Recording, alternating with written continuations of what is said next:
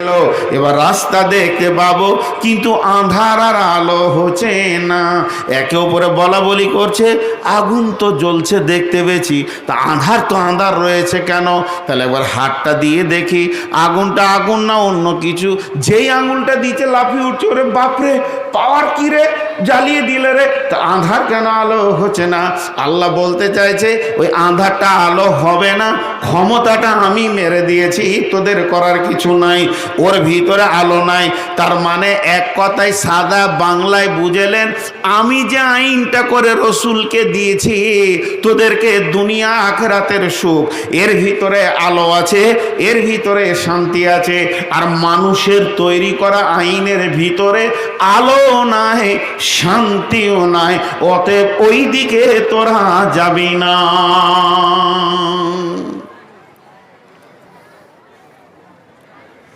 বিশ্বনবী ক বছর শাসন করেছেন?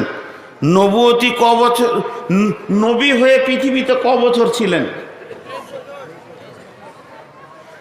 সবাই বলি মহব্বতের সঙ্গে আহা। দেখেন কতগুলো লোক দাঁড়াতে পায় না, আহা ইন্নালিল্লাহ, কি কষ্ট, বুক ফেটে যে চোদের দিকে তাকিয়ে। এত জায়গা থাকতে বসবে না, খবরদার, বসলেই বাপদাদার নাম চলে যাবে দুনিয়া থেকে, বংশ নষ্ট হয়ে যাবে। ভাই বসিস না রে ভাই, দাঁড়িয়ে থাক, কসম করেলে আল্লাহর কসম বসবো না। লজ্জা আছে একটু? নাই।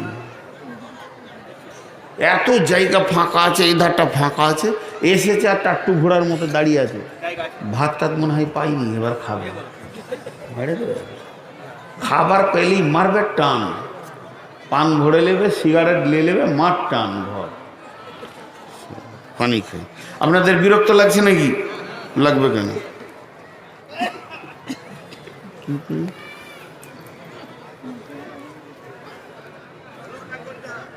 হ্যাঁ হ্যাঁ, তো আমার কথাটা এবার আসেন, মেন বক্তব্যের দিকে কাছে আসছি। তো এবার হলো কি, এর মধ্যে কোনো শান্তি নেই। বিশ্বনবী ক বছর ছিলেন নবী হয়ে? 23 বছরের রেপ কেসের আসামি কটা ধরা পড়েছে? 3টি। গোটা 23 বছরে 3টে রেপ কেসের আসামি ধরা পড়েছে। তাহলে শাসন কেমন ছিল এবার বলেন? শাসন কেমন ছিল? 23 বছরে 3টে রেপ কেসের আসামি ধরা পড়েছে। তাহলে এইটা বলবেন যে ওই সাহাবিগুলোর অভ্যাস খারাপ ছিল? না, স্লিপ। 3টে যদি হয় তাহলে স্লিপ, আর মাসে যদি 20 বার হয় তাহলে জানতে হবে চরিত্র খারাপ, স্লিপ হয়ে গেছে। তারপরও তাদের শাস্তি হয়েছে, রজম হয়ে গেছে। আর যারা দাবি করে বিশ্বকে আমরা শান্তি দিব, সেই ইংল্যান্ডে প্রতি মিনিটে 250-300 মেয়ে ধর্ষণ হচ্ছে গড়। কি শাসন তোরা করবি? তোদের শাসনে আলো নাই, রসুলের শাসনে আলো আছে।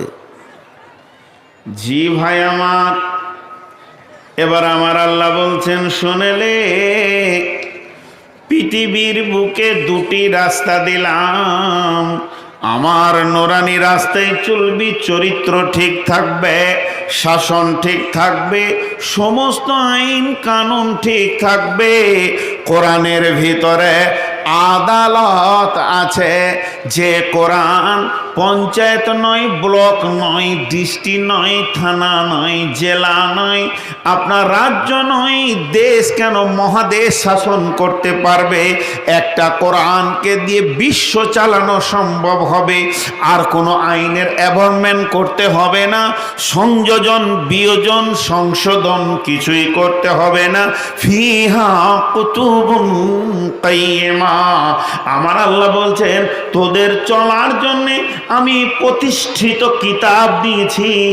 কোনো একটা আয়াতের দিকে আঙ্গুল তুলে বলতে পারবি না এটা বর্তমানে চলবে না।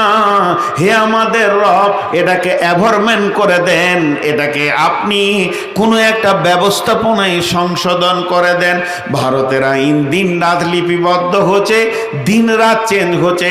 যেমন যেমন চরিত্রের মন্ত্রী বেরিয়ে আসছে, তেমনি তেমনি আইনের খর্ব ঘটিয়ে দিচ্ছে। আজকে ভারতের সংবিধানকে যদি সামনে আনা যায় আর মোদিকে যদি আনা যায়, এ গরুর বাচ্চা গরু, একটা আইন কোরআন মানে ভারতের আইনকে মানছে না, সংবিধান মানছে না, বেলাইন বেহায়া বেলিল্লাহপনা চলছে। অতএব বন্ধুরে, আল্লাহ তাবারাক ওয়া তাআলা বলছেন, তোদেরকে আমার নবীকে দিয়ে আমি একটা সোজা রাস্তার ব্যবস্থা করে দিয়েছি। এটা হলো আলোওয়ালা রাস্তা। এই রাস্তার বাইরে খবরদার তুই যেন চলে যাস না। এটাকে বলে পেশি, এটাকে বলে পেশি। এরম করে হাতটা ধরেন, এটা একটা ক্ষমতা আসলো, দিয়ে এই ক্ষমতা কি হবে, মারবো আপনার নাকে, এমন মার দিব যে দুটা দাঁত পড়ে গিয়ে নাক দিয়ে গলগল করে রক্ত বের হবে। এটা একটা ক্ষমতা, এটাকে বলে পেশির ক্ষমতা। আর একটা হলো পেশির ক্ষমতা নয়, তৌহিদের ক্ষমতা। তৌহিদ মানে একত্ববাদের ক্ষমতা। সামনে জাহান্নাম আছে, সামনে দাও দাও দাও দাও করে 7খানা আগুন জ্বলছে, এইটা ব্রেনে ভরে দেওয়া, লোকটাকে কাবু করা। তো দুইটা কাবু আলাদা। পৃথিবীতে যত সমাজ বিজ্ঞানী এসেছে, পৃথিবীতে যত সমাজ বিজ্ঞানী এসেছে, আর পৃথিবীতে যত রাষ্ট্রবিজ্ঞান এসেছে, মানে যত এসেছে সব কিন্তু একমত, ক্ষমতায় এসে লাঠি ধরে মানুষকে শাসন করো। ক্ষমতায় এসে লাঠি ধরে মানুষকে শাসন করো। এটা সিপিএমের মত ছিল, এটা কংগ্রেসের মত ছিল, তৃণমূলের মত তাই, আর কেউ আসবে তার মত তাই, আর কেউ আসবে তার মত তাই। এটা বাংলাদেশের মত, এটা ইন্ডিয়ার মত, এটা ইংল্যান্ডের মত, এটা আমেরিকার মত, যে ভোটে তুমি ক্ষমতায় এসো, আর ক্ষমতাটা যখন বেড়ে যাবে এরকম মজবুত প্রশাসন লাঠি দিয়ে পিটে মানুষকে সোজা করে দাও। একজনা খালি দ্বিমত করেছে, এটা যিনি করেছেন তিনি হচ্ছেন নবী মুহাম্মদুর রাসূলুল্লাহ সাল্লাল্লাহু আলাইহি ওয়াসাল্লাম। উনি বলছেন ক্ষমতা দিয়ে কোনো কাজ হবে না, হৃদয় দিয়ে কাজ হবে। দিল, দিল, দিলটাকে কিনো, দিলে প্রভাব সৃষ্টি করো, মানুষ ঠিক হয়ে যাবে, মানুষ ঠিক হয়ে যাবে। কিন্তু মানুষকে লাঠি মেরে ঠিক করা যাবে না।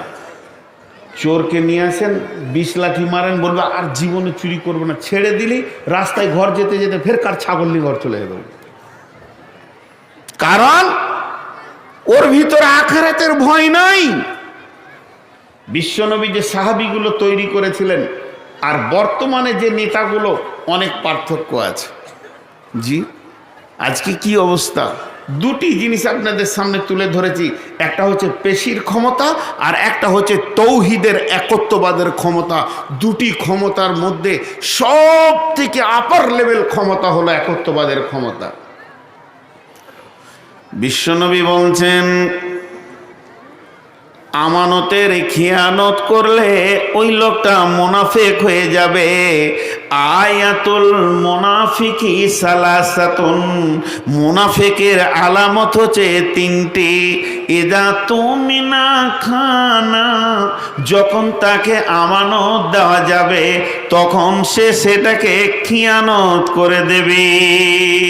এই জিনিসটা যখন একটা সাহাবীর ব্রেনে ঢুকে গেল, আমার দ্বারা আমানতের খিয়ানতি করা যাবে না, আমি একটা তিল পরিমাণ চুরি করতে পারবো না, আমার আমানতদারি আমাকে দেখাতে হবে। আর যদি আমি আমানতের খিয়ানত করে দিই, আইনটা কত সুন্দর, ল কত সুন্দর, ধারা কত সুন্দর। কোরআন বলছে ফিদার কিলাস ফাল, তোমাকে একদম জাহান্নামের নিচে রাখা যাবে, একদম নিচে, কড়াইয়ের নিচে একটা মাংস, উপরের মাংস বাড়াবার নাই।